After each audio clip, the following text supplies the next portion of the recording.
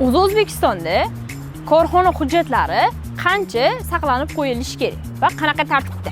Birinchisi, korxona ochilishidan boshlab korxona yopilguncha barcha hujjatlar o'z vaqtida to'ldirib borilishi kerak va papkalarga solib qo'yishimiz kerak. Korxona yopilgandan keyin esa korxona hujjatlari kamida 50 yildan 100 yilgacha arxiv papkalar asosida olib qo'yilishi kerak. Buni asosiy sababi nimada?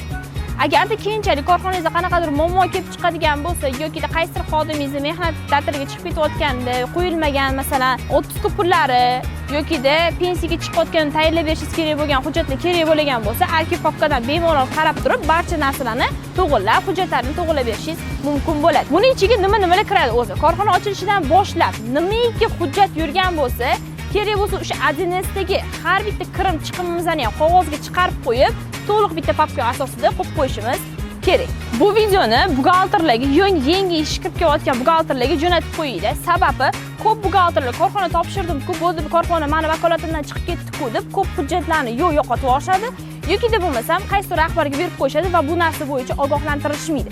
Buni natijasida esa keyinchalik juda ham katta jarimalar kelib chiqishi mumkin bo'ladi.